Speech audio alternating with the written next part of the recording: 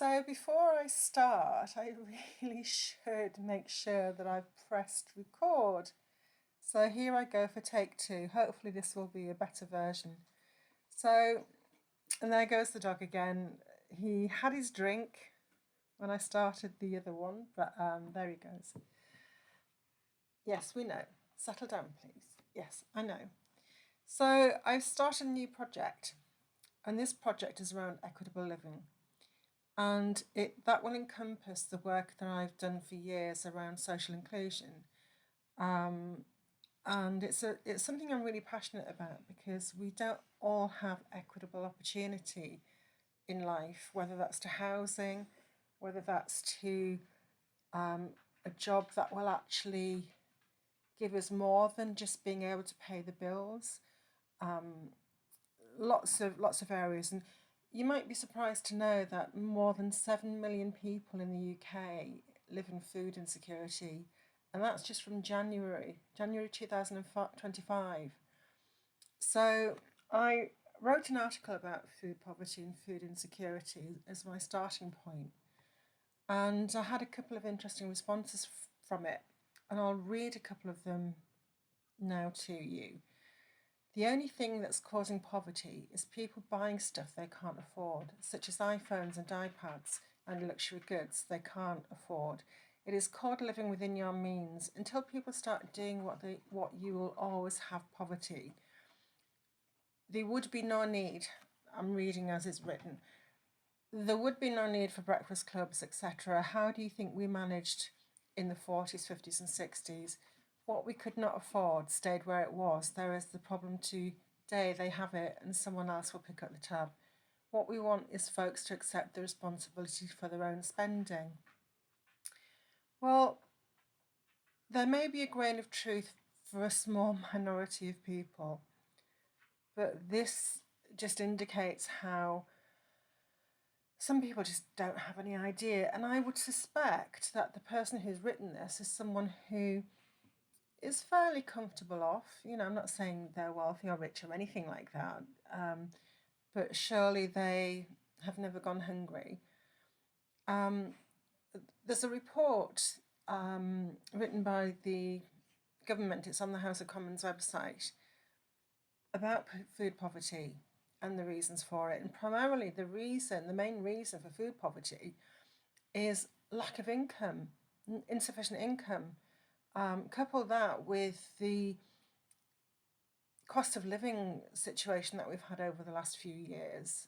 Even people with a decent income have found they have less disposable money, and so everyone's cutting their cloth accordingly. But over 7 million people in the UK do not have enough food. Now, another comment was eggs, bread, cheese, and milk. Staple diet, lots of different meals out of those four from our farms. Our farms. Add fruit for pudding and snacks. Veg is cheap if you go later on in the supermarkets. Was with someone who bought chicken popcorn and a load of tasteless stuff, total £30.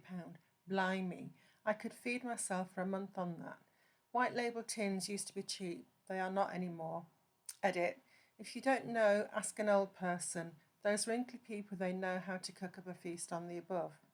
Well, apart from the disparaging remark about older people, I do agree that if you want to know how to budget and make good, nutritious food on a budget, then ask older people. Having said that, there's plenty of evidence coming out that older people are choosing to have heating, not so much this time of year, but we're only just coming out, we're just coming into spring. We've had a fairly mild winter, but older people feel the cold, and they're choosing whether to have their heating on or whether to eat. So I do know from my own experience that a number of years ago, where my income was very tight, I challenged myself to eat healthily on a budget. And you can do it to an extent, but it is still quite limited.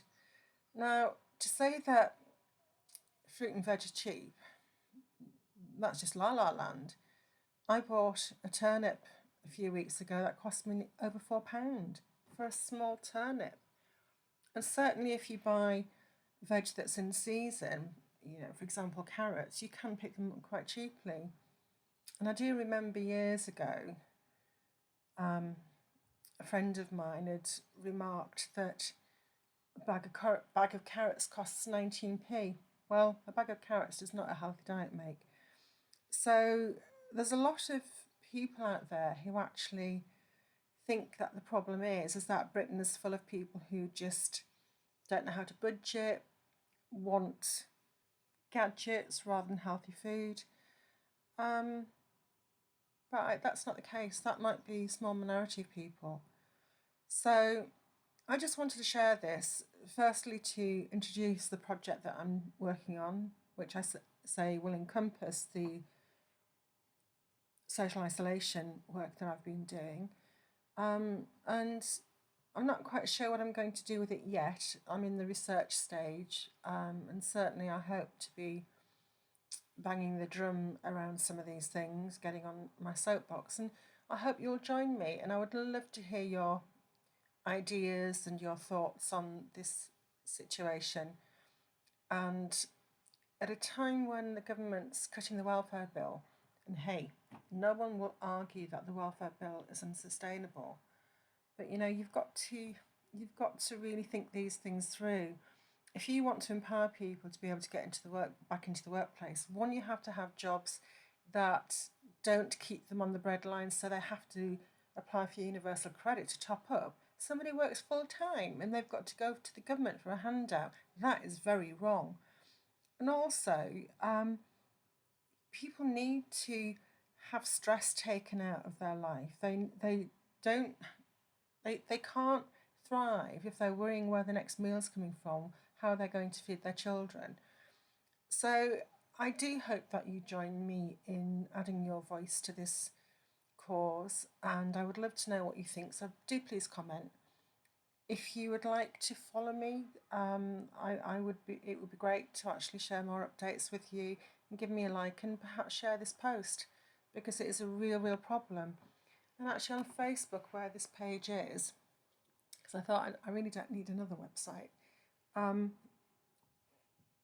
I posted and I actually did a paid promotion just to get it's a new page and just to get the word out there.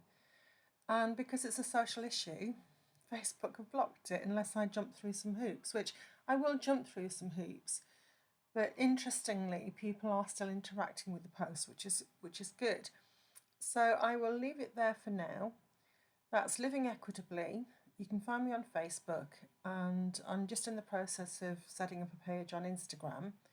I possibly will create a website at some point in the future, but I already have two, and I have other things to do with my money than pay to host websites. So that's it. Let me know what you think. Thank you.